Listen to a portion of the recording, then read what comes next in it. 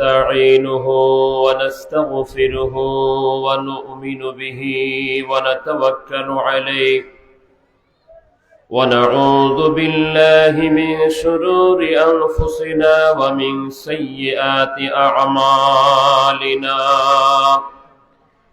من يهد الله فلا مضل له ومن يضلله فلا هادي له ونشهد أن لا إله إلا الله وحده لا شريك له ونشهد أن محمدا عبده ورسوله صلى الله تعالى عليه وعلى آله وسلم أما بعد فقد قال الله تعالى في كلامه المجيد والفرقان الحميد أعوذ بالله من الشيطان الرجيم بسم الله الرحمن الرحيم يا أيتها النفس المطمئنة ارجعي إلى ربك راضية مرضية فادخلي في عبادي وادخلي جنتي. وقال تعالى في شان حبيبه إن الله وملائكته يصلون على النبي يا أيها الذين آمنوا صلوا عليه وسلموا تسليما اللهم صل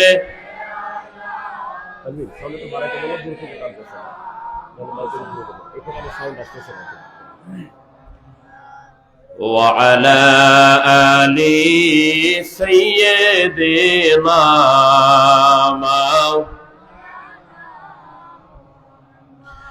तमन्ना दर्द दिल हो तो कर खिदमत फकीरों की नहीं मिलता है ये गौहर बादशाह की खजीनों में अल्लाहुम्मा सल्ले अला सय्यिदिना व अला आलि सय्यिदिना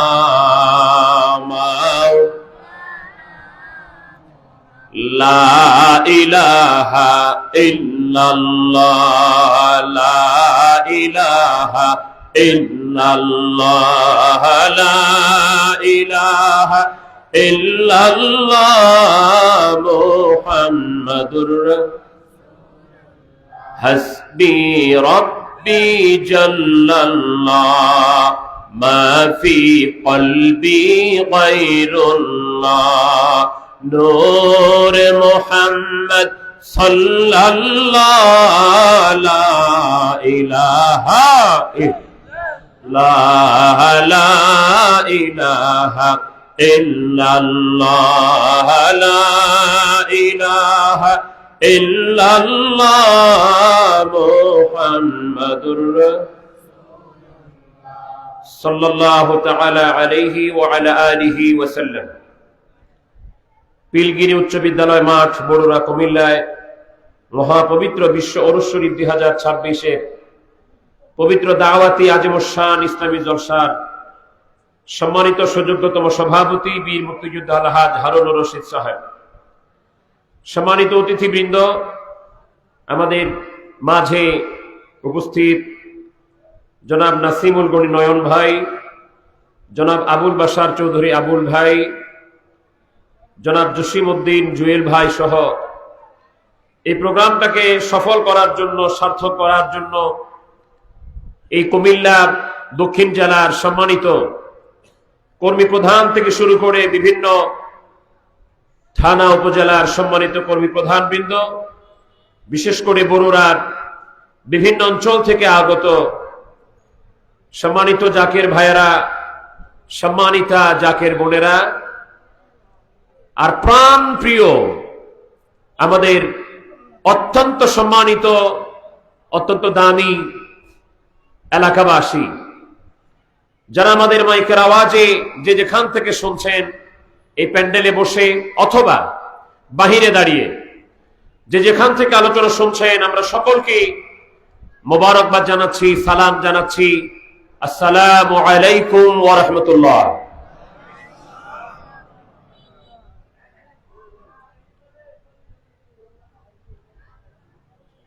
আপনাদের কি মন খারাপ? সবাই বলেন মন খারাপ। ক্ষুধা লেগেছে? এটা একটা উচ্চ বিদ্যালয়ের মাঠ, হাই স্কুল। যে গ্রামে হাই স্কুল আছে ওই গ্রামের সব মানুষগুলো নিশ্চয়ই দু একদিন প্রাইমারি স্কুলেও গেছে।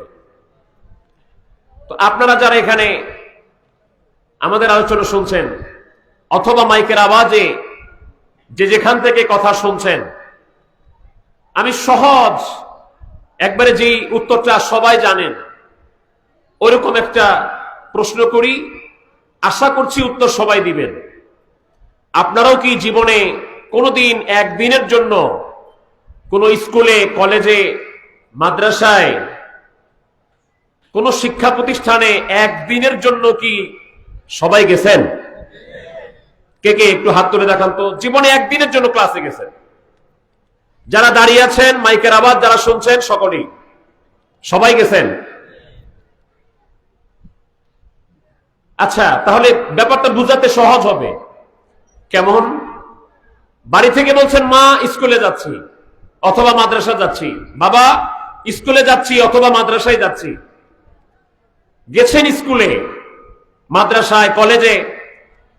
কলেজে যাওয়ার পরে বাড়ি থেকে বের হইছেন উদ্দেশ্য করে, কলেজে যাবেন, ভার্সিটিতে যাবেন, মাদ্রাসায় যাবেন।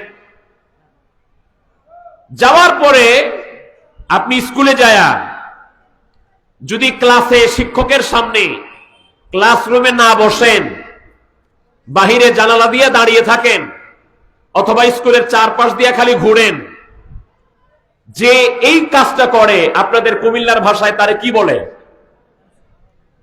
কি বলে? সাহস করে বলেন না। হ্যাঁ, কি চোর? পরাচোর। অত দূরে বলতে চাই না আমি, স্বাভাবিক অর্থে আমার এলাকায় যেটা বলে এটা হলো ফাঁকিবাজ। ফাঁকিবাজ না? স্কুলে আইসা যদি ক্লাসে না বসে,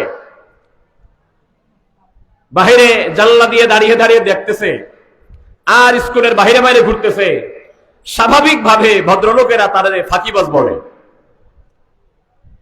তাহলে স্কুলে আসলে ক্লাসে বসতে হয়।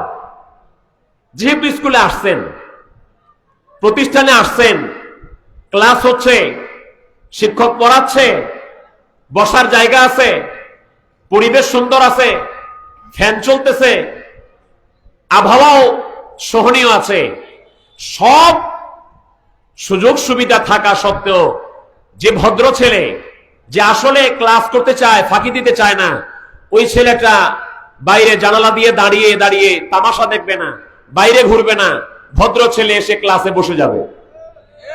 বসবে না ভাই? তো বাড়ি থেকে আসছেন, বউকে হয়তো কেউ বলছেন আমি যাচ্ছি জলসা শুনতে, কে হয়তো ভাইকে বলছেন আমি জলসায় যাচ্ছি, কে হয়তো ছেলেদেরকে বলছেন বাবা আমার আসতে কিন্তু দেরি হবে। কেন বাবা? জলসায় যাচ্ছি। তো এখন জলসা শুনতে আইসা যদি এখানে না ঢুকে বাইরে বাইরে ঘুরেন, তাহলে আমি আর বলি না, আপনারাই বলেন তাদেরকে কি বলা হয়? আমি আর বলতেছি না, নাহলে মানুষ কষ্ট পাবে, কষ্ট পাইতে পারে। সোনা কিনতে আইসা মার্কেটে গেছেন জুয়েলারিতে সোনা কেনার জন্য, দোকানদারকে টাকা দিচ্ছেন, পয়সা দিচ্ছেন, সব দিচ্ছেন।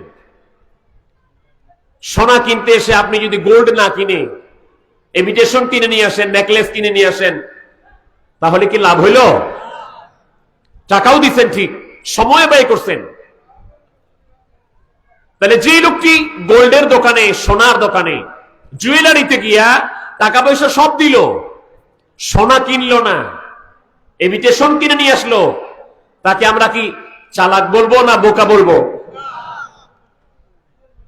সময়টা এখানে ব্যয় হচ্ছে, সময়টা ব্যয় করছেন, বাড়ি থেকে আসছেনও কষ্ট করে, আবার যাবেনও কষ্ট করে, ঘুমটাও নষ্ট হলো, সময়টাও ব্যয় হলো, জান্নাতের বাগানে বসে বসে আমরা জান্নাতের ফল খেতে পারলাম না। তাহলে এই লোকগুলো কি চালাক বলা যায়? এবার আমি মূল আলোচনায় চলে যাই। এবার বলেন তো, বাহিরের জায়গাটা, দোকানটা, প্রাসাদটা, রাস্তাটা বেশি ভালো না এটা বেশি ভালো? অনেক মানুষের চিন্তা হলো, আরে আমরা তো সোফা ছাড়া বসি না, আমরা ভালো বিছানা ছাড়া বসি না, ভালো বিছানা না পাইলে আমরা সেখানে বসার চেষ্টা করি না, ওখানে একটা চট বিছাই দিছে, এখানে বসবো কেন?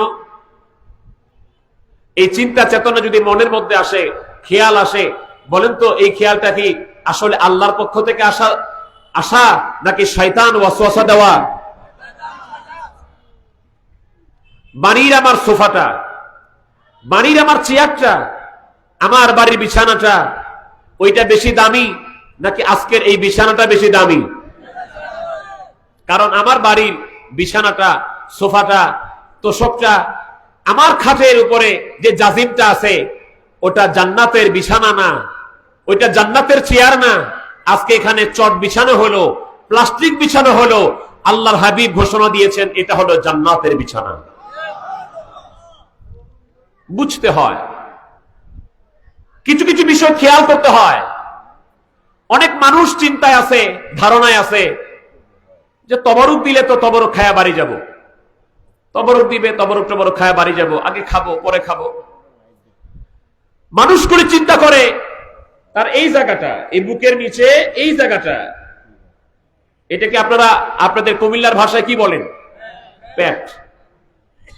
এইটা ভরাবার চিন্তা করে, এইটাকে ভর্তি করার চিন্তা করে, এইটাকে পূরণ করার চিন্তা করে, খায়। ভর্তি করার এত চেষ্টা করলাম, ভর্তি করলামও, রাখতে পেরেছি?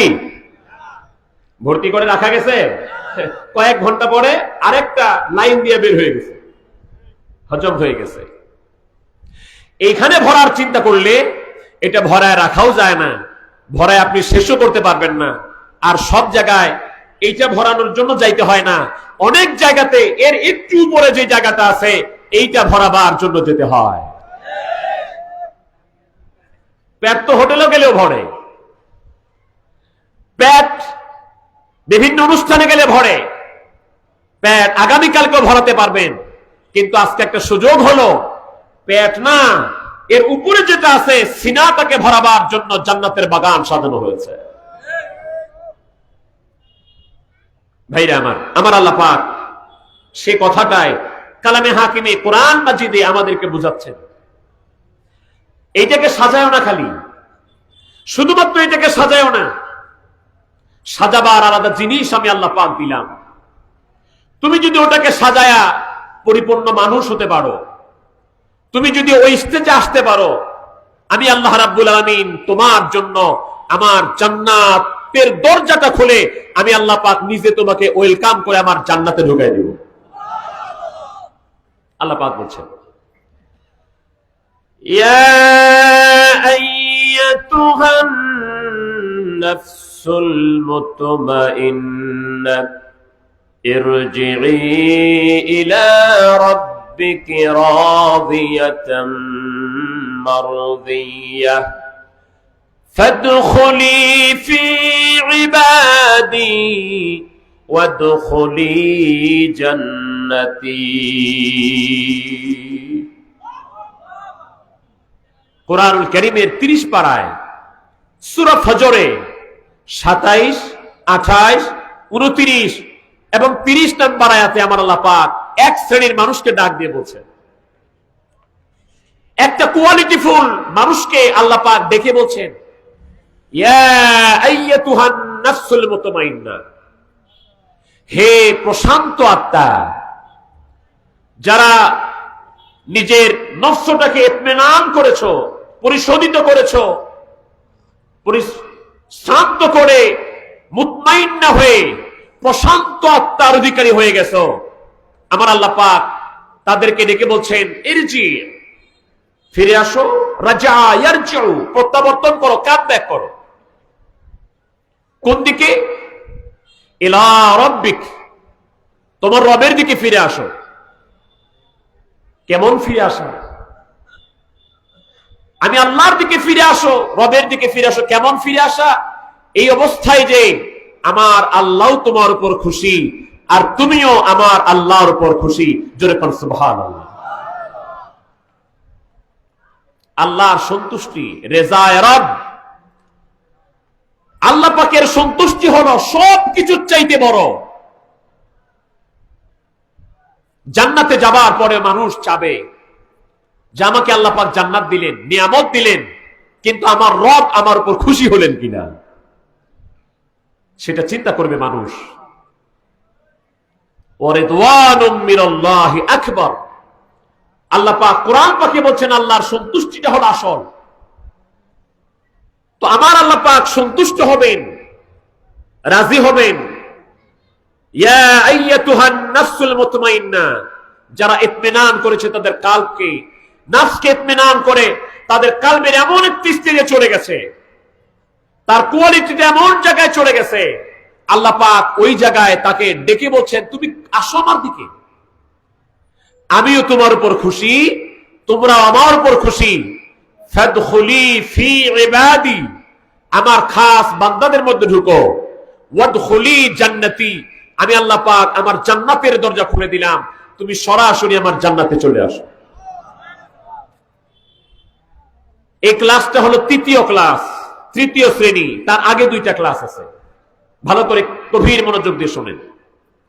আয়াত যখন নাযিল হয়ে গেল, তাফসীর ইবনে কাসীর এসেছে, আয়াত যখন নাযিল হয়ে গেল তখন আফদালুন নাসি বা'দাল আম্বিয়া, সমস্ত নবীদের পরে সমস্ত মানুষের উপরে যার মর্যাদা, হযরত আবু বকর সিদ্দিক রাদিয়াল্লাহু তাআলা আনহু বলেন, ইয়া রাসূলুল্লাহ, ইয়া হাবিবাল্লাহ, ওগো দয়াল নবীজি, কত চমৎকার আয়াত আপনার উপর আল্লাহ পাক নাযিল করেছেন, কত সুন্দর আল্লাহ পাক ডাক দিচ্ছেন তার বান্দাদেরকে। আল্লাহ পাকের হাবিব বললেন, আবু বকর, আয়াত তো তোমার পছন্দ হয়েছে?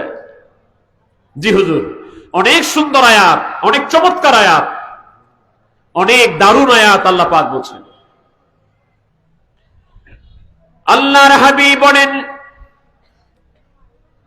রাহমাতুল লিল আলামিন বলেন, রে আবু বকর, তুমি যেদিন দুনিয়া থেকে বিদায় হয়ে যাবা, আমার আল্লাহ রাব্বুল আলামিন যেদিন তোমার দুনিয়ার হায়াতে জিন্দেগি শেষ করে তোমাকে দারুল ফানা থেকে দারুল বাকার দিকে ডাক দিবেন, সেদিন আমার আল্লাহ তাআলা তোমার শানে এই 4টা আয়াত তেলাওয়াত করে করে স্বয়ং আমার আল্লাহ তোমাকে ডাক দিবে।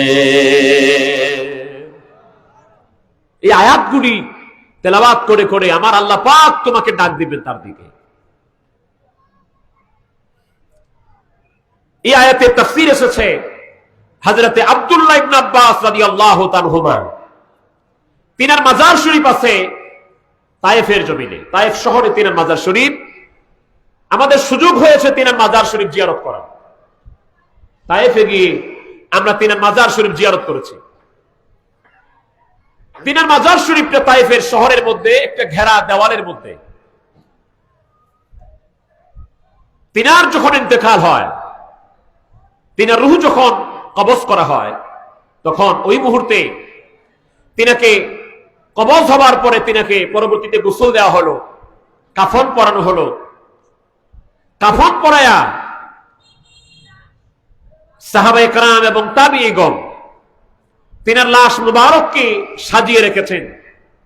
সাজিয়ে রেখে হঠাৎ করে দেখা গেল, তাফসীর ইবনে কাসীর এসেছে, হঠাৎ করে দেখা গেল একটা পাখি, যেই পাখিটা আরবে ইতিপূর্বে আর কোনোদিন দেখা যায় নাই।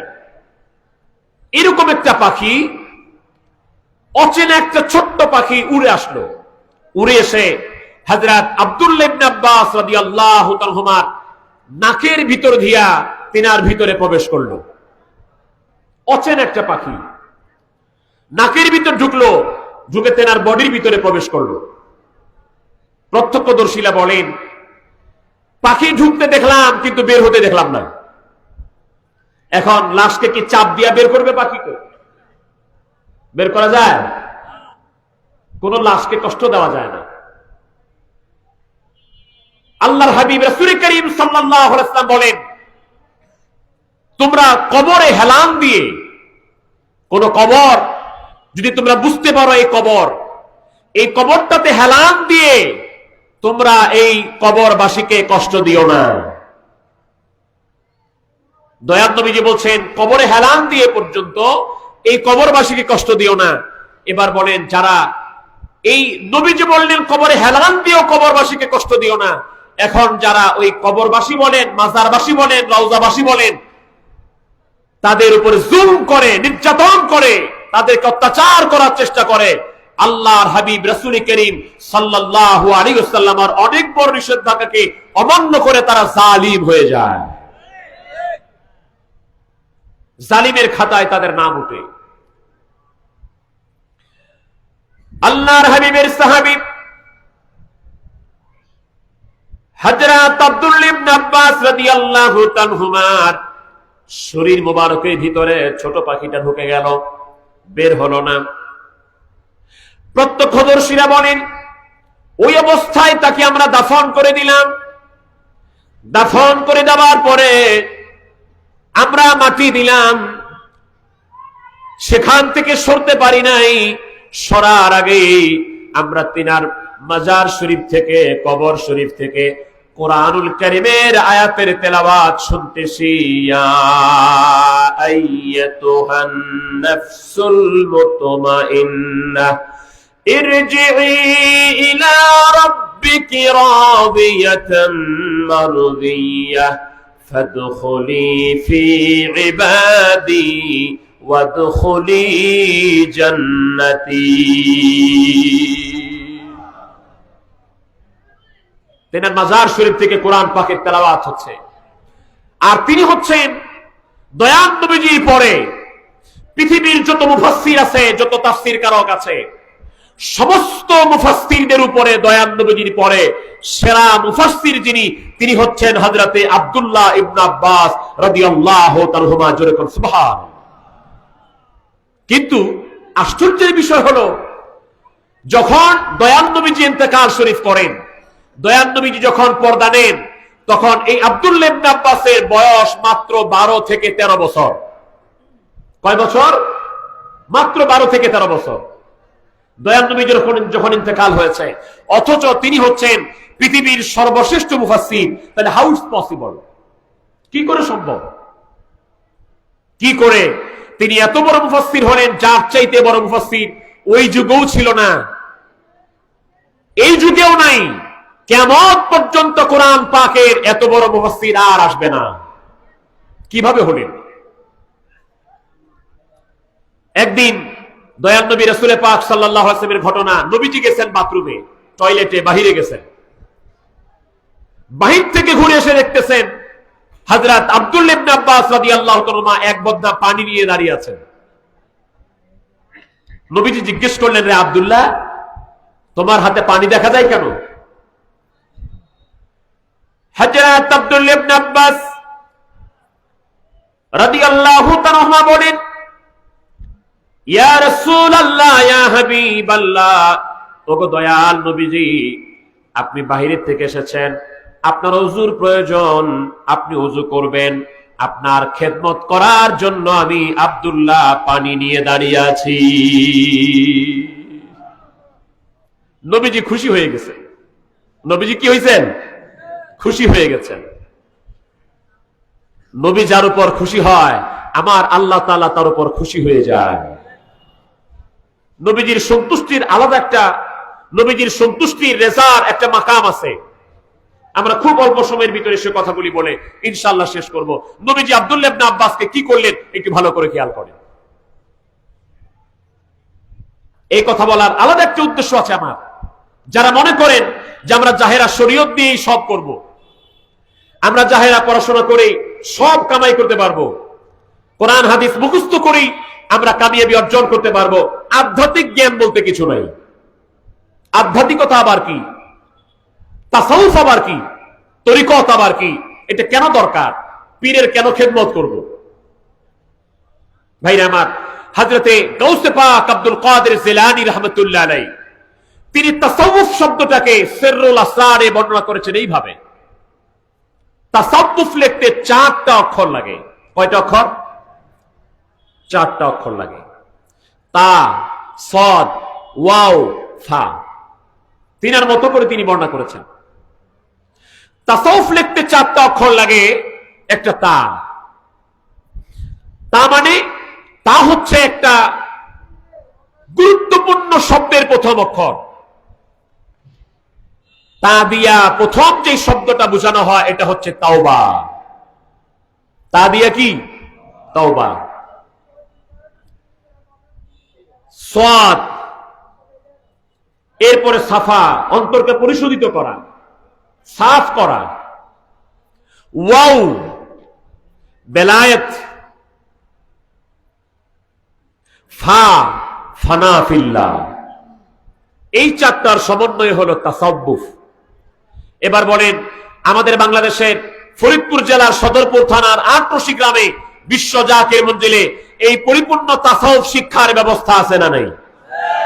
জাকির ভাইরা বলেন, আছে না নাই?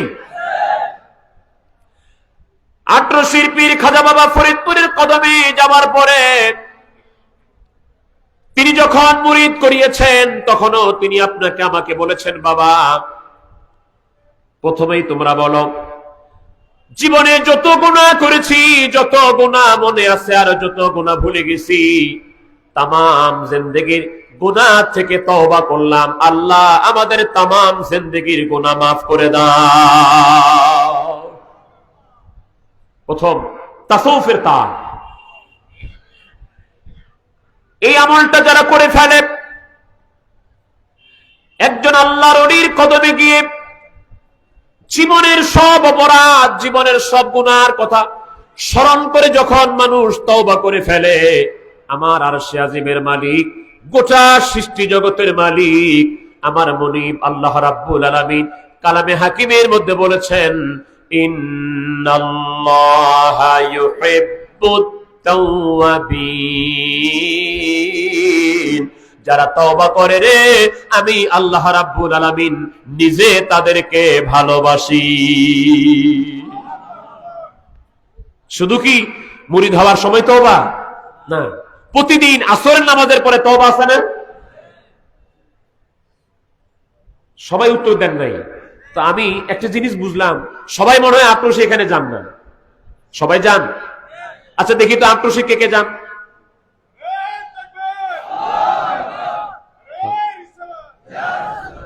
আচ্ছা, তাহলে যদি সবাই আটরশি যান তাহলে এটা সবার জানা থাকার কথা। কারণ খাজা বাবা ফরিদপুরের কাছে গেছেন, দরবার শরীফে গেছেন, সেখানে কি ক্লাস করানো হলো, কি শিক্ষা দেওয়া হলো, শিক্ষকের কাছে গেছেন। ছাত্র যদি পড়া না বুঝে তাহলে ওই ছাত্রকে পাশ করতে পারে? তাহলে যারা উত্তর দেন নাই, হয়তো অলসতায় দেন না, আমি এটা ধরে নিলাম। আপনারা জানেন কিন্তু উত্তর দেন নাই, অলসতা। এবার অলসতাকে দূর করে বলেন, আসরের নামাজের পরে তওবার শিক্ষা বিশ্ব জাকির মঞ্জিলে আছে না নাই? মাগরিবের পরে, শেষ রাত্রে। গুনাহগার বলে মাওলা দূরে ফেলে দিও না, মাগফিরাতের দ্বার হইতে নাই উম্মেদ কইরো না আল্লাহ ইয়া রহমান ইয়া গুনাহগার বলে মাওলা দূরে যদি দাও ফেলে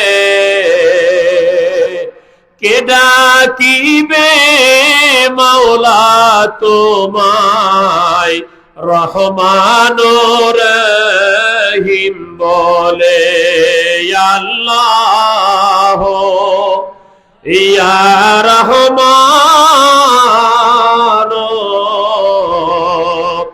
ইয়া আমার বড়রা ভাইরা কুমিল্লার জাকির ভাইরা এলাকার মুমিন মুসলমান ইমানদার ভাইরা বিশ্ব জাকির মন্দিরের প্রতিষ্ঠাতা বিশ্বলি খাজা বাবা ফরিদপুরি আপনাকে যখন মুরিদ করেছেন তওবা করিয়েছেন আসরের নামাজে তওবার ফয়েজে বসিয়েছেন তওবা করিয়েছেন মাগরিবের নামাজের পরে তওবার ফয়েজে বসিয়েছেন তওবা শিক্ষা দিয়েছেন রহমতের সময় গভীর রজনীতে উঠে আমার আল্লাহর কাছে ক্ষমা চাওয়া শিখিয়েছেন শুধু এটা ক্ষমা চাওয়া নয় আত্মশিল্পীর আপনাকে আল্লাহর ভালোবাসার মাকাম অর্জন করায় দেওয়ার জন্য রেডি করে দিয়েছে আমার আল্লাহ বলছেন ইন্নাল্লাহা ইউহিব্বুত তাওয়াবিন যারা আমার কাছে তওবা করবি আমি আল্লাহ পাক তোদেরকে ভালোবাসতে শুরু করে দেব অবশ্যই আমি আল্লাহ পাক তাকে ভালোবাসবো তাহলে তাসাউফের প্রথম হলো তওবা এই তওবা যারা করে এই তওবার গুণ যারা অর্জন করে শুধু ওই সময় না আমাদের তরিকার আরেকটা জিনিস আছে সেটার নাম হলো মুহাসাবা তরিকার পাঁচটা রুকুনের মধ্যে একটা হলো মুহাসাবা সারাদিন আপনি কি করেছেন সারাদিন আপনি কয়টা ভালো কাজ করছেন কয়টা খারাপ কাজ করছেন কয়টা ভালো কথা বলছেন কয়টা খারাপ কথা বলছেন সারাটা দিন কিভাবে চললো ঘুমানোর আগে তার পুঙ্খানুপুঙ্খ হিসাব নেওয়া যদি ভালো করে থাকেন আল্লাহর দরবারে শুকরিয়া আদায় করা আর যদি খারাপ হয়ে যায় সেটার জন্য আল্লাহর দরবারে ক্ষমা চাওয়া এটার কারণ কি এটা কেন হয় কি কারণে আল্লাহর হাবিব যখন মেরাজ করে আসেন আমার আল্লাহ পাক তার হাবিবের সাথে একটা ডিল করলেন আমার আল্লাহ পাক বলেন হাবিব আপনার উম্মতের জন্য একটা শুভ সংবাদ দিয়ে দেন কি শুভ সংবাদ আপনার উম্মত যদি একটা নেক কাজ করার নিয়ত করে ফেলে নিয়ত করার সাথে সাথে আমি আল্লাহ তাআলা ওই নিয়তের বদৌলতে একটা সওয়াব তার আমলনামায় দান করে দেই যেমন এই পিলগিরি উচ্চ বিদ্যালয় মাঠে জলসা হবে আপনি যেদিন শুনেছেন যে সেখানে যাব নিয়ত করেছেন সেখানে যাব যাওয়ার নিয়ত যেদিন করেছেন সেদিনই একটা সওয়াব আল্লাহ আপনার আমলনামায় লিখে দিয়েছেন আমার আল্লাহ রাব্বুল আলামিন বলেন হাবিব আপনার উম্মত যখন নিয়ত করবে একটা বেনিফিট একটা সওয়াব তার আমলনামায় লেখা হবে আর যখন ওই কাজটাকে সম্পাদন করে ফেলবে অর্থাৎ যেদিন নিয়ত করেছেন জলসায় যাব সেদিন একটা সওয়াব আর যখন আপনি বাজার ঘাট সবকিছু ফেলে দিয়া এই জলসার প্যান্ডেলে বসে গেছেন আমার আল্লাহ পাক বলেন একের পিছনে শূন্য লাগায়া এটাকে 10 বানায়া দিব কিন্তু হাবিব আপনার উম্মত যদি গুনার নিয়ত করে অন্যায় কাজের নিয়ত করে তাহলে তার একটা গুনাহও লেখা হবে না আর যখন গুনার কাজটা সম্পাদন করবে তখন মাত্র একটা গুনাহ লেখা হবে তারপরেও যখন আপনি গুনাহ করে ফেলেন আমরা যখন গুনাহ করে ফেলি বাম কাদের ফেরেশতা লিখতে যায় হাদিস শরীফ এসেছে বাম কাদের ফেরেশতা লিখতে যায় তখন ডান কাদের ফেরেশতা বলে এই লিখিস না কেন আরে ও যদি তওবা করে তাহলে তোরা কাঁদতে হবে, তো লিখে লাভ কি? দেখ, ওয়েট কর সে তওবা করে কিনা। সকালবেলা যদি অন্যায় করেন সন্ধ্যা পর্যন্ত ওই ফেরেশতা বাম কাদের ফেরেশতা আর লেখে না, ডান কাদের ফেরেশতা তারে ওয়েট করায় দেয়। যখন সন্ধ্যা পর্যন্ত আসর পর্যন্ত তওবা করলেন না, তখন আবার বাম কাদের ফেরেশতা লিখতে যায়, ডান কাদের ফেরেশতা বলে এখনো লিখিস না, এখনো তার তওবা করার সুযোগ আছে, লিখতেছে না। মাগরিবের সময় যদি তওবা করেন তাহলে আর লেখা হয় না।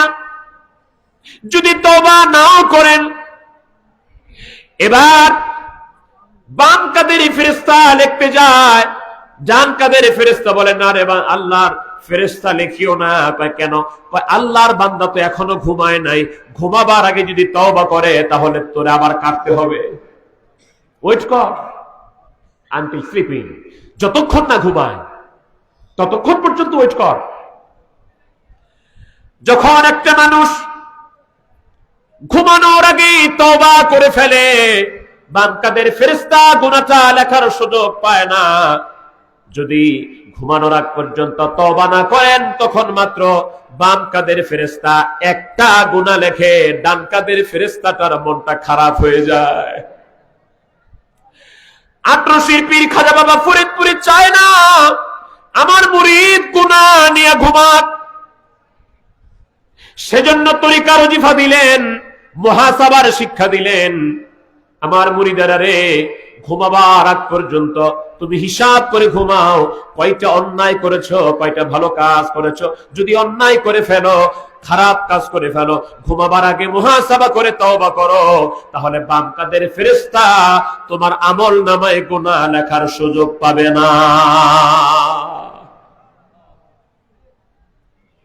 এই প্র্যাকটিসগুলি যখন মানুষ করে, এই প্র্যাকটিসগুলি করতে করতে ওই যে ওই জায়গায় যায়, মুতমাইন্নায় যায়। কিন্তু তার আগে দুইটা ক্লাস আছে।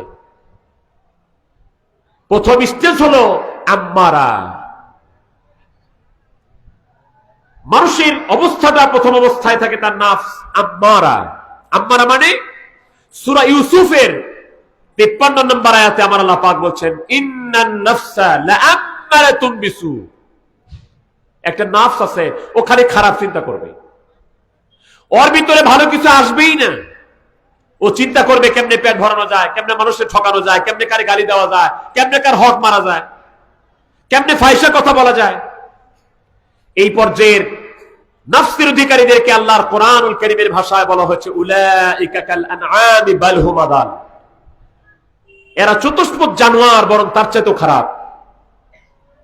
এটা থেকে যখন আপনি আল্লাহর ওলির সোহবতে, ওই যে মুরিদ হইছেন, বায়াত গ্রহণ করেছেন কোন ওলি আল্লাহ কাছে, তখন আপনাকে শিক্ষা দিয়েছে না, হর হামেশা আল্লাহর ইয়াদে মশগুল থাকো, সর্বদাই কালবে আল্লাহর জিকির হচ্ছে। এই সবক খাজা বাবা ফরিদপুরে দিয়েছেন। এতে যখন খেয়াল হয় তখন চিন্তা করেন না আমার তো অন্যায় করা যাবে না। অন্যায় কিছু করে ফেললেও তখন আপন পীরের সে রাবেতা খেয়াল হয়, আপন পীরের তাসাব্বুর খেয়াল হয়, আপন পীরের তাওয়াজ্জু আসে। তখন সে খারাপ কাজ করলে সাথে সাথে আবার ভালো কাজ করার চিন্তা করে, তওবা করে ফেলে। তখন সে ওই ক্লাস থেকে উপরে উঠল। উপরে ওঠার পরে তাকে আল্লাহ পাক একটা মর্তবা দান করলেন, এটার নাম হচ্ছে নফসে লাওয়ামা। আল্লাহ পাক এটার কসম করেছেন কোরআন পাকে, ওয়ালা উকসিমু বিন নফসিল লাওয়ামা। সূরা কিয়ামতে আল্লাহ পাক বলেন এই নফসটাকে আল্লাহ পাক পছন্দ করেন, এই জন্য এটার কসম আল্লাহ পাক করেছেন। এটা করতে করতে যখন মানুষ জিকির, ওই যে তাওবা, তওবা, এরপরে সাফা। সাফা মানে কাল পরিষ্কার করা। কিভাবে হয় কাল পরিষ্কার? কিভাবে হয়? নবীজি বলছেন, লিকুল্লি শাইইন সাকালা ওয়া সাকালাতুল কুলুবি যিকরুল্লাহ। প্রত্যেকটা জিনিস পরিষ্কার করার যন্ত্র আছে। কাপড় ময়লা হয়ে গেলে সাবান দিয়ে পরিষ্কার করা হয়, ডিটারজেন্ট পাউডার দিয়ে পরিষ্কার করা হয়। বেশি যদি ময়লা হয়ে যায়, তিলা পড়ে যায়, ব্লিচিং পাউডার দেওয়া লাগে। মানুষের শরীরে ময়লা হয়ে গেলে বিভিন্ন প্রকার সাবান দিয়ে পরিষ্কার করে, আর লোহার মধ্যে যদি জং পড়ে যায়, ময়লা পড়ে যায়, হাতুড়ি মেরে মেরে সেটাকে সাফ করে।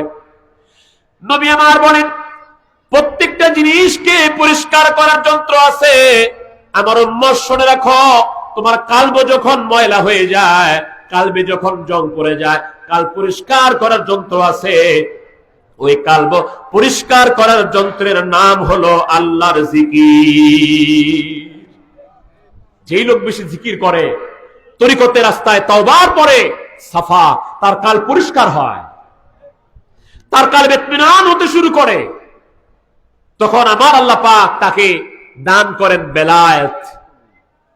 বেলায়েতে সুগরা মাকাম, দায়রা ইমকানের মধ্যে আল্লাহ পাক তাকে তখন দান করেন। তখন আস্তে আস্তে তার নফসটা হয়ে যায় নফসে মুতমাইন্না। ওই পর্যায়ে গেলে আমার আল্লাহ পাক বলে, তার আর কোনো ভয় নাই, আমি আল্লাহ তার উপর খুশি, সেও আমি আল্লাহর উপর খুশি, আমার বান্দা আমার উপর খুশি, আমি বান্দার উপর খুশি। যে বান্দা আমি আল্লাহর উপর খুশি হয়, আমিও যে বান্দার উপর খুশি হয়ে যায়, ওই বান্দার আর কোনো চিন্তা থাকে না, ওই বান্দা আমার মেহমান হয়ে যায়। তো আল্লাহ কিভাবে খুশি হয়, কিভাবে বুঝবেন?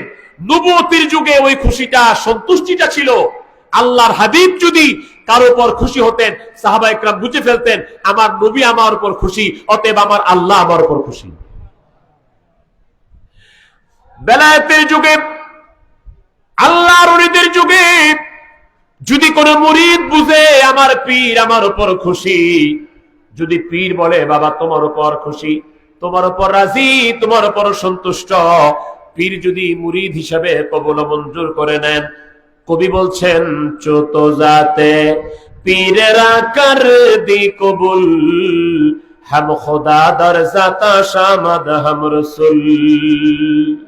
যে মাত্র তুমি তোমার পীরের জাতকে কবুল করলাম, পীর তোমাকে মুরিদ বলে স্বীকার করলো, দয়াল নবীজির নায়েব যখন তোমাকে মুরিদ বলে স্বীকার করলো, বুঝে নিও তোমার আর দেরি হয় নাই, দেরি হবে না, সাথে সাথে আল্লাহর রাসূল এবং আল্লাহ তোমাকে কবুল আর মঞ্জুর করে নিবে। হযরত আব্দুল্লাহ ইবনে আব্বাস রাদিয়াল্লাহু তাআলা বদনা নিয়ে দাঁড়িয়ে আছেন। কেন দাঁড়িয়ে আছে আব্দুল্লাহ? হুজুর আপনি একটু ওযু করবেন, বাইরের থেকে আসছেন, আপনার ওযুর পানি নিয়ে দাঁড়িয়ে আছি। নবী আমার রাহমাতুল লিল আলামিন বড় খুশি হয়ে গেলেন আব্দুল্লাহর উপরে। আব্দুল্লাহ ইবনে আব্বাসের উপর খুশি হইয়া দুইটি কাজ নবীজি করেছেন। একটি কাজ হলো দয়ার নবীজির হাত মোবারক দিয়া আব্দুল্লাহ ইবনে আব্বাসকে একটু ধাক্কা দিয়েছেন, টাচ করেছেন। এটার নাম হলো তাওয়াজ্জু। এটার নাম কি? তাওয়াজ্জু। দয়ার নবীজি হযরত আব্দুল্লাহ ইবনে আব্বাসকে টাচ করে একটু ধাক্কা দিয়েছেন। যেই ধাক্কাটা আমার খাজা বাবা ফরিদপুরি 18 পীর তার মুরিদ সন্তানদেরকে এই শাহাদাত আঙ্গুলি দিয়া দিয়েছে, দেন নাই? তো এই আঙ্গুলের পাওয়ার আছে না? না নাই? এই আঙ্গুল নবুয়তের যুগে দয়ান নবী রাসূল পাক সাল্লাল্লাহু আলাইহি সাল্লাম সূরা কমার তার প্রমাণ, সহিহ বুখারী শরীফ প্রমাণ। এই শাহাদাত আঙ্গুলি নবীজি আসমানের দিকে উঁচা করে শুধু এরকম করেছেন, দুনিয়া থেকে আঙ্গুল উঁচা করেছেন, আকাশের চাঁদ দ্বিটুকরা হয়ে গেছে।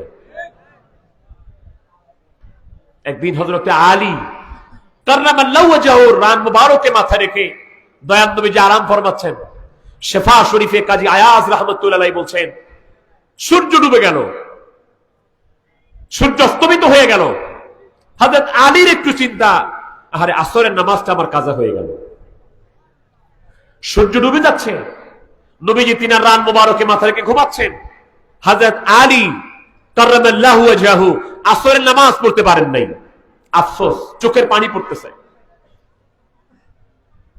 সূর্য ডুবে গেছে, উনার একটা ফোঁটা চোখের পানি গড়িয়ে, অজান্তে গড়িয়ে দয়াল নবীজির চেহারা মুবারকের উপর পড়ছে। দয়াল নবীজি চক্ষু খুলে নজর করে দেখে, আলী কাঁদো কেন? কি হয়েছে তোমার? মন খারাপ কেন? কেউ খারাপ আচরণ করেছে? না হুজুর, কেউ খারাপ আচরণ করে নাই। তো কাঁদো কেন? হুজুর এমনি কাঁদি, কারণটা বলো।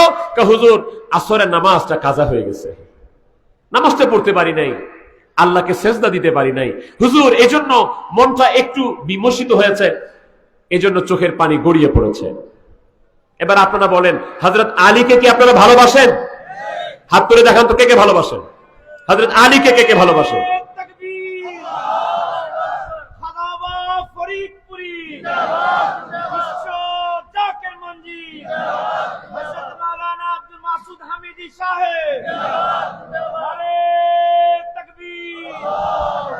আমি হাতটা বাড়াবার উদ্দেশ্য হলো, যে আলীকে ভালোবাসার দাবি করেন সেই আলী নবীজির খেদমতে ছিলেন, আসরের নামাজটা পড়তে পারেন নাই, আসরের নামাজ কাজা হয়ে গেছে। সেই আলী রাদিয়াল্লাহু তাআলা অন্তরটা বিগলিত হয়ে, অন্তরটা বিমর্ষ হয়ে চোখের অশ্রু গড়িয়ে পড়েছে। এবার যারা হযরত আলীকে ভালোবাসার দাবি করেছেন, এবার আমি হাত তুলতেও বলবো না, অন্য কোনো কিছু বলবো না, আমি আপনাকে বুঝার জন্য বলবো, সেই আলীকে যারা ভালোবাসার দাবি করেন, এবার চিন্তা করেন তো, নামাজ যখন আমাদের কাজা হয়ে যায়, আমাদেরও কি খারাপ লাগে কি লাগে না?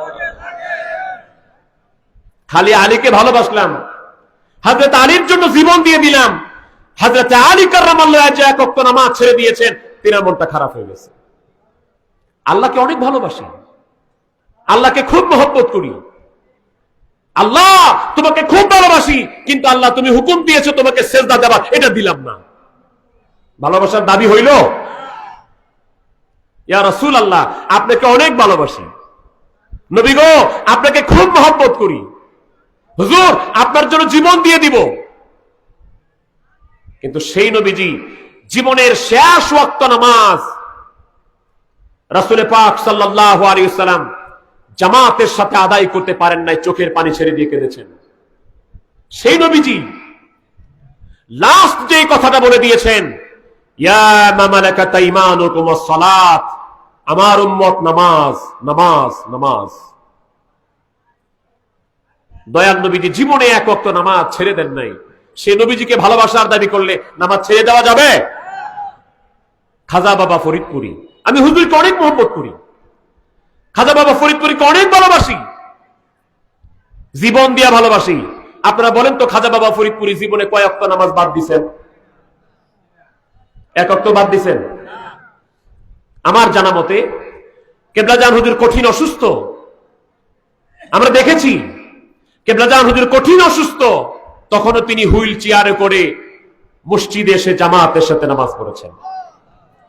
একদিন কেবলাজান হুজুর এত বেশি অসুস্থ,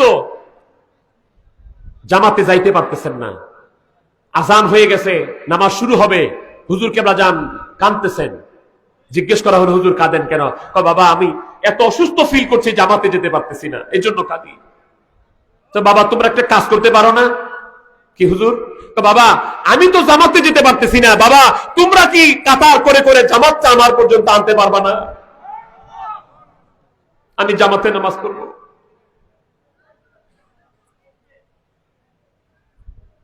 আকল মান্ডা ইশারা বাসাদ, আমরা যেমন মহব্বত করতে হবে, কেবলাজান হুজুর বলেছেন খোদা প্রাপ্তির দুইটা পথ, একটা ইবাদত, একটা মহব্বত। খাজা বাবা ফরিদপুরি আলাদা একটা নসিহত লিখেছেন ইবাদত ও মহব্বত প্রসঙ্গে। 23টা নসিহতের মধ্যে একটা আলাদা নসিহতের নাম হলো ইবাদত ও মহব্বত।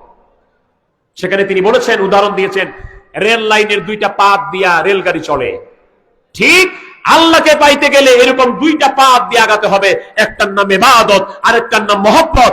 মহব্বত ছাড়া ইবাদতের কোনো মূল্য নাই, আর ইবাদত ছাড়া মহব্বতের কোনো দাম নাই।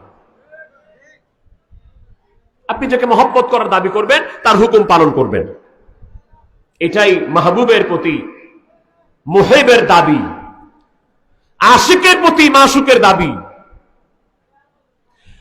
হযরত আলী বলেন, দয়াল নবী গো আসরের নামাজটা জামাতে পড়তে পারি নাই। নবী আমার বললেন, রে আলী তুমি কি নামাজ পড়তে চাও?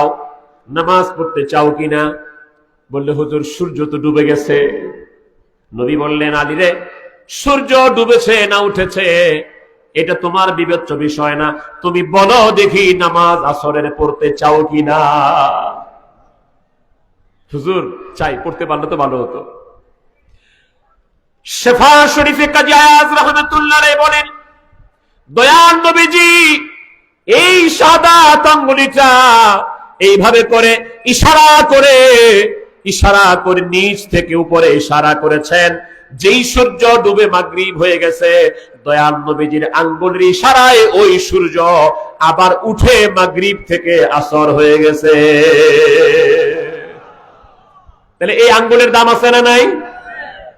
আমার নানা, আমার আপন নানা, তিনি কাদেরিয়া তরিকার একজন আল্লাহর ওলি। তিনি হুজুর পাকের কাছে তরিকা নেন নাই, তার কারণ তার সবক আলাদা ছিল। কিন্তু তিনি কেবলাজান হুজুরের কাছে এসেছেন। আমি শুনেছি তিনার কাছ থেকে, তিনি বলেছেন যে আমি আটটুসি যখন গেলাম, কাহিনীটা এরকম ছিল, 2 মিনিটে আমি বলে দিই। এটা 80-র দশকে। তিনি বলেন, আমি যখন আটটুসি গেলাম, বিশ্ব জাকের মঞ্জিল দরবার শরীফে গেলাম, অনেক কাহিনী আটটুসি হুজুরের সাথে আমার হলো। তো একটা কাহিনী এরকম আমার বাবার কাছে শুনেছি। আমার বাবাও পীর কেবলাজান হুজুরের মুরিদ, আমার দাদিও ছিলেন। তো আমার আব্বা বলেছেন যে তোমার নানা যখন দরবার শরীফে গেছে 80-র দশকে, তখন কি মোবাইল ছিল? এত সুন্দর যোগাযোগ ছিল? চিঠি লিখলে তো কয়েকদিন পরে যাইতো, মাসখানিক বা 15 দিন লেগে যেত। তা আমার নানা দরবার শরীফে আসছে। দরবার শরীফে এসে তিনি এখনো দরবার শরীফে নেমে ওযুও করে নাই। তিনি কেবল দরবার শরীফ থেকে গাড়ি থেকে নামতেছে, আজান হয়ে গেছে। ওই অবস্থায় কেবলাজান হুজুর মাইকে ঘোষণা দিচ্ছেন যে ঠাকুরগাঁও হরিপুর থানা থেকে মাওলানা মজিরউদ্দিন কাদেরী সাহেব এসেছেন, উনি এখন নামাজের ইমামতি করবেন। আমার নানার আর বুঝতে বাকি রইল না যে আমি যার কাছে আসছি তিনি সাধারণ কোন মানুষ না, নিঃসন্দেহে আল্লাহর ওলি। ইমামতি করলেন, কেবলাজান হুজুরের সাথে কথা বললেন, খাজা বাবা ফরিদপুরের সাথে কথা বললেন। তিনি তো কাদেরিয়া তরিকার জন্য আল্লাহর ওলি। তিনি আর জীবনীতে দেখেছি আমি যে তিনি 6 বার আমার নবীজিকে স্বপ্নে দেখেছেন। তো এটা আমি ওনার হস্তলিপিতে শুনেছি। আর আরেকটা কাহিনী হল এরকম যে উনি আমার দাদাকে বলতেন, বিয়াই আল্লাহ তাআলা আমাকে এই নিয়ামত দান করছে, আমি যেই দিন রাত্রে ইচ্ছা করব ওই রাত্রে আমার নবীর সাথে দিদার করতে পারি। তো এরকম ব্যক্তি আমার নানা। উনি বলেছেন যে আমি বিশ্ব জাকের মঞ্জিলে গিয়ে আত্মসী পীরের কাছ থেকে অসংখ্য রুহানি নিয়ামত, রুহানি ফয়েজ হাসিল করেছি। এজন্য আমার পীর খাজা বাবা ফরিদপুরি শুধু গতানুগতিক পীর নয়, তিনি অলিদের অলি। কামেল মুকাম্মেল অলি আমার বাবা মাওলানা, যারে 2 নয়নে দেখলে পরে দিলের ময়লা থাকে না, যারে 2 নয়নে দেখলে পরে দিলের জ্বালা থাকে না। আমার মামারা 2 ভাই। তো ছোট মামার শ্বশুর আবার হুজুর পাকের মুরিদ। আমার ছোট মামার শ্বশুর হুজুর পাকের মুরিদ ডাক্তার কফিল উদ্দিন সাহেব আমাকে বলছে, খাজা বাবা ফরিদপুরীর কি ফজিলত বলবো, তিনার মর্তবা মাকাম কি বলবো, নানা আমার কাছ থেকে আমার ছোট্ট জীবনের কথা শুনো। তো বললাম, নানা কি? আমি শুনছিলাম ঢাকা থেকে থাকতে যে আটরশিতে একজন পীর আছে, পজিটিভও শুনি নেগেটিভও শুনি। তো গেলাম দেখতে। তো যাইতে দেখে তো আমি ফরিদপুর গেলাম। ফরিদপুর থেকে সেখানে দেখলাম একটা গাড়ি। তো আমি যাব, লাইনের গাড়ি পাচ্ছি না। তো একটা গাড়ি যাচ্ছে, আমি তাদেরকে জিজ্ঞেস করলাম, ভাই কোথায় যাবেন? আমরা আটরশি যাব। তো আমার নানা বলছেন, আমার নানার শ্বশুর বলছেন যে আপনি যখন শুনলাম যে আটরশি যাবে, তো উনি বলেন, ভাই আমিও তো আটরশি যাব, গাড়ি পাচ্ছি না, আপনি কি নিবেন? ইনারা চিন্তা করলো, যেহেতু আমার পীরের দরবারে যাবে, আমাদের পীর ভাই হবে, আমার পীরের দরবারে যাবে, তাকে তো আমাকে সাথে করে নিয়ে যাওয়া উচিত। এই জন্য আমরা আজকে নয়ন ভাই আছে, জুয়েল ভাই আছে, আবুল ভাই আছে, নেতৃবৃন্দ বলবেন আমার পীরের দরবার শরীফে যারা যায় নাই, কমপক্ষে একজন নতুন মানুষকে নিয়ে বিশ্ব জাকের মন্দিরে যাওয়ার চেষ্টা করব। রাজি আছেন জাকের ভাইরা? হাত তুলে দেখান, রাজি আছেন? কমপক্ষে একজন নিয়ে যাবেন, কমপক্ষে একজন নতুন মানুষ নিয়ে যান। অনেক ফজিলত হবে, অনেক ফয়েজ পাবেন। এটা সম্পর্কে বলতে গেলে 2-1 ঘন্টা দরকার, আজকে বলবো না, অন্যদিন যদি আসি বলবো। তো এটা মহব্বত, এটা ভালোবাসা। এক লোক আমার পীরের দরবারে যাবে, তাকে বাধা দেওয়া না, তাকে সহযোগিতা করা, এটাতে মহব্বত পয়দা হয়। আর আমার খাজা বাবা জানি কি বলছে, এক জাকের ভাই আরেক জাকের বাড়ির প্রতি কয় গুণ মহব্বত? কয় গুণ? ওটা কি আছে 70-এর জায়গায়? অনেক জায়গায় 0-র কোঠায়। তো আমরা কেমনে ফজিলত পাবো, কেমনে নিয়ামত পাবো? আমরা তো খালি দৌড়াই দুনিয়ার ধান্দায়, কোথায় পেট ভরবে, কোথায় কার সমালোচনা করা যাবে, তাড়াতাড়ি এসে কোথায় যাওয়া যাবে, এইগুলি চিন্তা করি। আপনি বুকে হাত দিয়ে বলেন তো, আমি দুনিয়াকে যতটা ভালোবাসি, আমার পীরকে কি এতটা ভালোবাসি কিনা? এটা চিন্তা করেন। যতক্ষণ পর্যন্ত দুনিয়ার সবকিছুর চাইতে আপন পীরকে বেশি ভালোবাসতে না পারবেন, মঞ্জিলে মাকসুদে পৌঁছানো সম্ভব নয়। এবং মহব্বতটা হতে হবে জাতি মহব্বত। আমার অসুখ ভালো হয়েছে, আট্রসি পীরের উসিলা, এই জন্য ভালোবাসি। ব্যবসা ভালো হয়, এই জন্য আট্রসি দরবারে যায়। বিভিন্ন উপকার পাই, এই জন্য আট্রসি দরবারে যায়। এটা সিফাতি মহব্বত।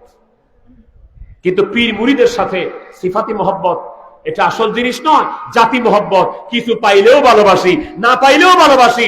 আল্লাহ রাসূলকে পাওয়ার জন্য আট্রসি পীরকে ধরছি, আজীবন ধরে থাকবো, ব্যবসা ভালো হোক নাই হোক। আল্লাহ মানুষকে পরীক্ষা করতে পারে না? পারে। কোনো বিনিময় নাই, বেনিফিট নাই, সবকিছুর উদে আমার পীরকে ভালোবাসতে হবে। আমরা সেদিন সিরাজগঞ্জ যাচ্ছিলাম, নয়ন ভাই একটা কথা বলছিল, আমার কাছে খুব মজা লেগেছে কথাটা, যে আমার লাখ লাখ টাকা, কোটি কোটি টাকার মালিক, ওরস শরীফে খেদমত দিতে চাই না, ওরস শরীফে যাইতে চাই না। আমরা সময়ের অজুহাত দেই, এই টাকা পয়সার অজুহাত দেই। একটা মহিলা, তার কিছুই নাই, 1 কোটি টাকা দিতে পারবে, ও দিচ্ছে 10,000 টাকা। 1 লাখ টাকা দিতে পারবে, সে দিচ্ছে 5,000 টাকা। এই লোকটার সাথে ওই তুলনাটা দেখেন। একটা মহিলা কিছুই নাই, সে স্বামীকে বলছে, স্বামী আমার ওরস শরীফের সময় আসছে, পীরের কদমে খেদমত না করতে পারলে তো শান্তি পাই না, তো কি করব, ঘরে চাল ডাল কিছু নাই। তখন মহিলাটা বলল, আমার নাকফুলটা তো আছে, এটা বিক্রি করলে কিন্তু কিছু টাকা পাওয়া যাবে না, আমার নাকফুলটা নিয়ে যাও, এটা বিক্রি করে আমার পীরের কদমে খেদমত দিতে চাই, ওরস শরীফে খেদমত দিতে চাই। তাহলে ওই মহিলার কাছে তো আমি ফেল হয়ে গেলাম, ওই মহিলার কাছে আমি ফেল হয়ে গেলাম। সে তার সর্বস্বটা দিয়ে, তার একটা মাত্র সম্বল আছে নাকে পরে, এই নাকফুলটা খুলে বিক্রি করে পীরের কদমে দেয়। আর আমরা লাখ লাখ কোটি কোটি টাকা আছে, যখন খেদমত আয়ত্তে আসে দিতে পারবো 1 লাখ, দিই 5,000। তাহলে কি পাস করলাম? পাস করলাম আমি? পাস তো করি নাই। ভাইরা আমার নানার শ্বশুর, তিনি বলেন, আমি যখন লোকগুলিকে বললাম আমিও তো আট্রসি যাব, তখন ওই লোকগুলি আমাকে গাড়ির মধ্যে উঠায় নিলেন। গাড়ি উঠানোর পরে তখন দরবার শরীফে পৌঁছালাম, দেখতেছি গাড়ি থেকে বড় বড় মাছ নামাচ্ছে, অনেক বড় বড় রুই মাছ নামাচ্ছে। তা আমি তো গেছি দেখতে, শুনছি কেউ বলে ভালো, কেউ বলে খারাপ। আচ্ছা, আপনারা যারা গেছেন আপনারা বলেন তো, আট্রসি দরবার শরীফে খারাপ কি আছে দেখছেন? খারাপ কিছু চোখে পড়ছে? কিছু মানুষ আছে ওরা দোষ তালাশ করে। এদের অবস্থাটা কেমন? একটা লোক গোলাপ ফুল বাগানে গেছে, গোলাপ ফুলের বাগানে যায়, গোলাপ ফুল বড় বড় ফুটে আছে, কালো গোলাপ, লাল গোলাপ, সাদা গোলাপ, হলুদ গোলাপ, সুন্দর সুন্দর বড় বড় ফুল ফুটে আছে, এইগুলি দেখে। আর কিছু মানুষ গোলাপ ফুল বাগানে যায়, ওর চোখে বড় বড় গোলাপ ফুল চোখে পড়ে না, ও নজর করে দেখতেছে, কিরে গোলাপ ফুলের গায়ে এত কাঁটা কেন? এত বড় বড় ফুল চোখে পড়ে না, ছোট ছোট কাঁটাগুলি চোখে পড়তেছে।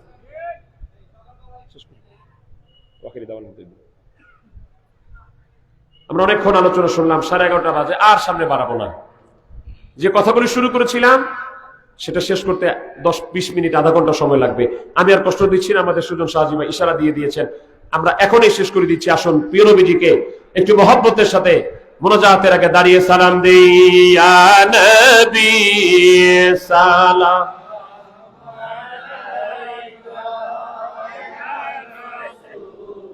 সালাম আলাইকা ইয়া হাবিব সালাম আলাইকা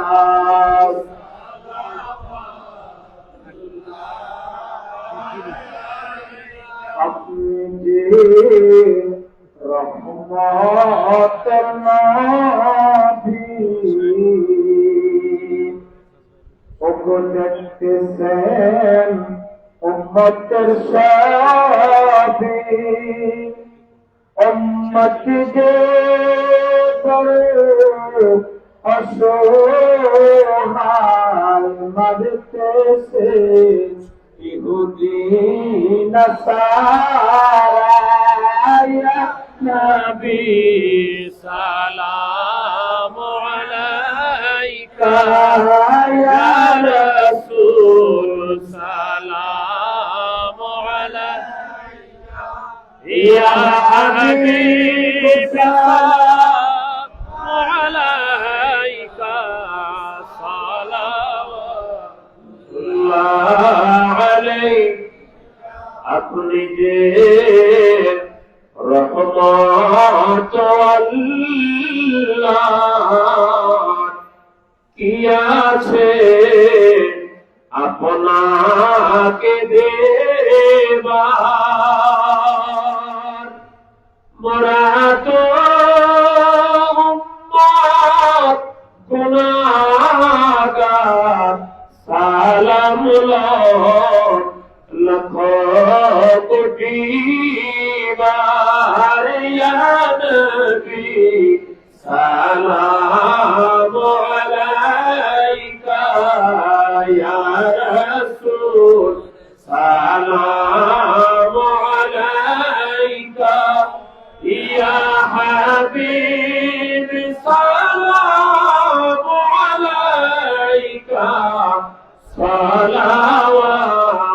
সালাওয়াতুল্লাহ আলাইকা।